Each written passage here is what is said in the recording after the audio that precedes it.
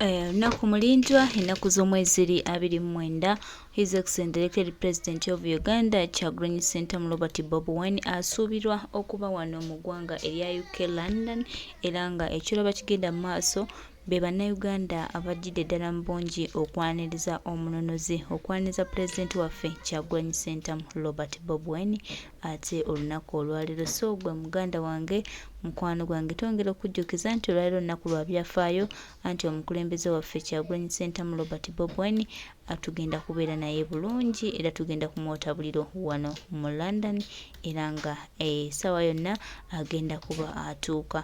Twebaza nnyo baganda baffe bannayuganda abazze mu bungi okubaawo nga twaniriza His Excellency Elected President of Uganda Kyagulanyi Ssentamu Robert Bobi Wine anti olwaleero ate betuli naye muganda wange mukwano gwange nyongera okujjukiza nti olunaku olwaleero Kyagulanyi Ssentamu Robert Bobi Wine His Excellency agenda kuba ali naffe, tewaliyo agambayo baganda bange mikwano gyange just ombeera erikulu abantu bajjidde ddala mu bungi okubaawo ng'ate nga baaniriza His Excellency Kyagulanyi Ssentamu Robert Bobi Wine. Kyagala nkuze oludda eno tulabe bannayuganda abeeyiye ddala mu bungi okujja okwaniriza Kyagulanyi Ssentamu Robert Bobi Wine. Asante sana, mwebale nnyo baganda baffe, mwebale olunaku olwaleero ate ne mujja okubaawo nga twaniriza omwagala w'abangi, omwagala w'abantu Kyagulanyi Ssentamu Robert Bobi Wine wano mu UK. After 10 years His Excellency abadde yabaningibwa okubanga agenda mu ggwanga lino ne munange kyaddaaki olwa effort bannaganda baffe gye bataddemu abali erudda eyo munange kimaze nekituukirira era nga buli kimu kimaze okuba nga kita. Lunaku olwaleero the Kyagulanyi Ssentamu Robert Bobi Wine live in live K sanyu jereere baganda bange kyennyinza okubagamba n'okubategeeza anti omunonozi w'eggwanga atuukidde mu ssanyu jereere era bannayuganda bamulinze kumwota buliro. Mwebale nnyo, mwebale ddala baganda baffe. All civil servants, avoid yourself, avoid working because this evil is going to catch up with you at a certain time. If you are professional and they are telling you to do something wrong, you police officers refuse. If not, resign. You will not die. It's better than supporting people because it will catch up with you at a certain time. Thank you very much. Kakati mama, I'm asking you one question. Abantu abagamba nti ba MPs badde mu parliament babasomera report secret abantu kubasomera report ekyo kyogerako otya nga omuntu ow'enkyukakyuka? Sikusomera report yokka. Anti kye bagamba nti mukomeyo mu sikusomera report yokka. Omusango oguvunaanibwa ba political prisoners bonna nga bwe bali makomera musango ki lwaki tibawoza bwe baba tibawoza bateebwe lipooti si gye twagala kibalama aliwa either nga mulamu oba nga tulaba amalaalo ge nga batunnyonnyola n'eyamutta kakati n'okulivyuwinga abantu bagenze nga batulugunyizibwa nga lukira abasajja ani yamutulugunya twetaaga lipooti eyo n'omuntu oyo ng'ali mu kkomera. Lipooti gye twagala bigambo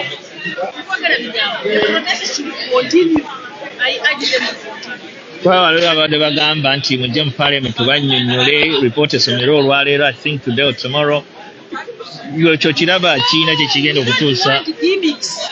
We don't want gimmicks, we want accountability physically on paper. We want the missing 18, either alive or dead. Thank you very much. Amanya ne wajja osinzidde? My name is Margaret Semba, living in the UK. Thank you very much. Oyo omu ku be bantu abazze wano okulinda President Robert Kyagulanyi Ssentamu. Bannange abatubuuza nti President ali luddawa, President tannaba kutuuka. Tumulinzeeko, yatambudde n'ennyonyi ya KLM, that's the Royal Dutch Airlines. n'atera okutuuka ndoza mu dakiika nga 3 tannaba kutuuka. Please, I repeat, president tannaba kutuuka. President tannaba kutuuka. Kati Saidi wali maama tubadde twagala otuwa ekigambo kimu oba bibiri, lwaki oli wano, lwaki ozze, kigendererwa ki, ebintu ebirala bwe biti. Amannya go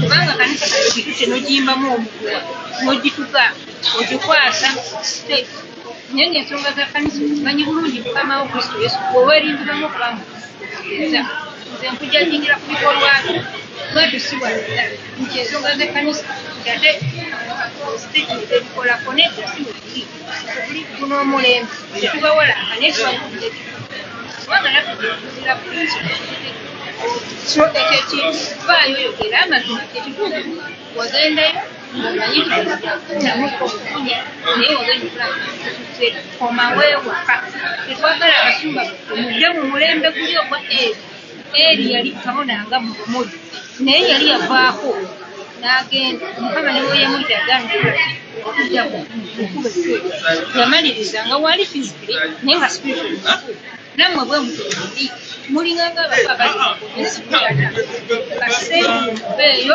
mukowole kubanga kubadinga eggwanga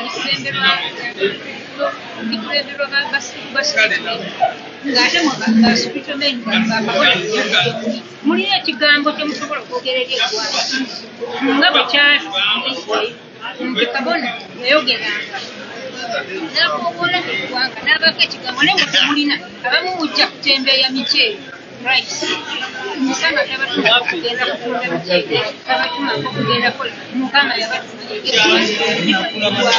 mukimanyi ono omusajja mukwira nga ne bayibuli enyininyini okutambula nti omugenda mwemubisoma mutya ebintu ebyo mubikwataganya mu birange temusobola kuba mumuweereza oli ate nga muveeyo mugera kibuuze temukyasobola kulimba kati ate mmwe mwesaliza kati mujagamba mbawala mugende fetulwa okwogera amazima galinga ekitala gasatula ddala okola mugetya olayo muveeyo mugera kulange zino eggwanga tukoye embi tukoye ebyebuusa obubi tukoye okuttibwa tukoye effujjo lyonna ono omusajja yajja kuddarizibwa ekiseera kituuse ate ewaabwe ajja kutaka atufiire alange obubaka bwenyina nina bingi nyo ebyokwogera naye nampeko n'abalalawo weebale nnyo nnyabo weebali ddala abalabi baffe abalungi ab'oku Map Media TV ne Map Media YouTube channel tuli ku kisaawe Heathrow ekya Bungereza. This is the main airport nga tubaweereza live tuli wano nga tulinda President Robert Kyagulanyi Ssentamu. Robert Kyagulanyi Ssentamu oyo ye mulindwa omwagalo w'abangi. Security gulugulu, security gulugulu ndowooza nammwe mwerabirako. Security ya President eri gulugulu, that's the head of security. Mukulu Kato naye temweraliikirira, ndowooza buli kintu kyonna tukikwasizza kannabwala. Abalabi baffe abalungi aba ku Map Media TV and all the Map Media YouTube channel, twongera okubaaniriza olunaku olwaleero. Twongera okubaaniriza olunaku olwaleero nti olwaleero olunaku mulindwa, lunaku lwa byafaayo nnyo nga tulindira President Robert Kyagulanyi Ssentamu.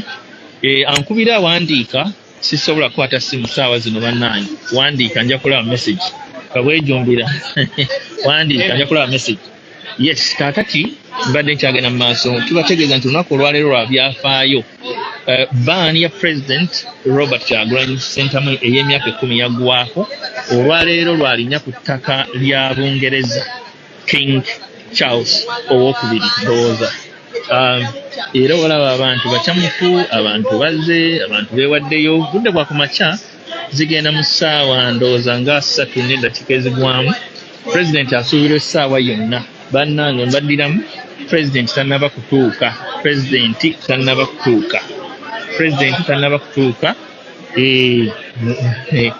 Engoma zo weeziri.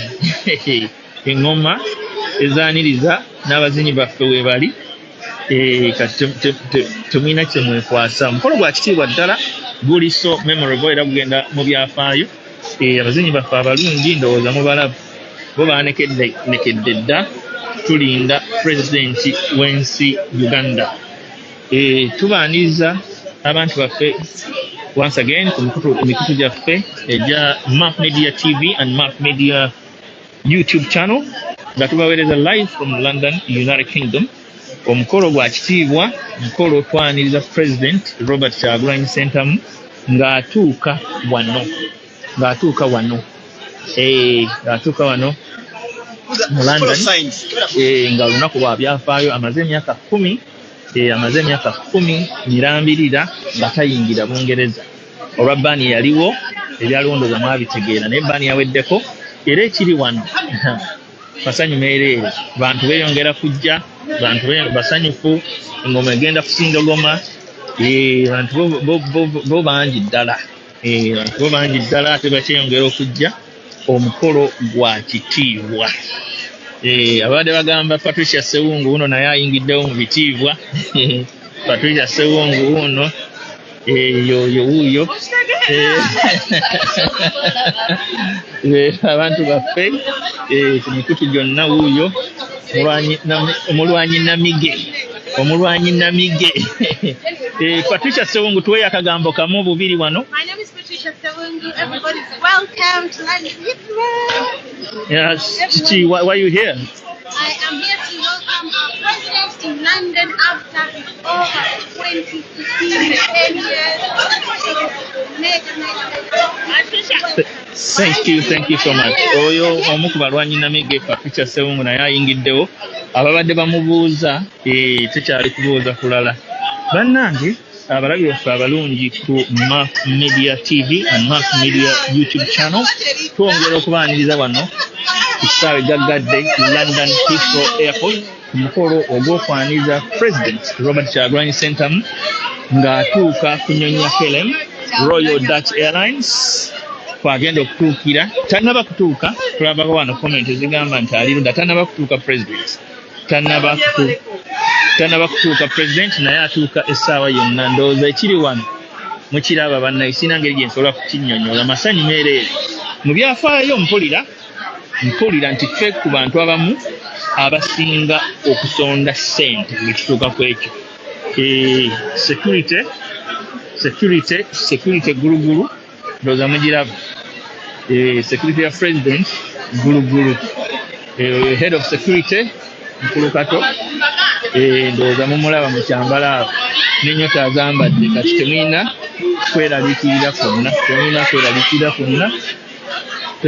kweraliikirira kwonna. Security gulugulu.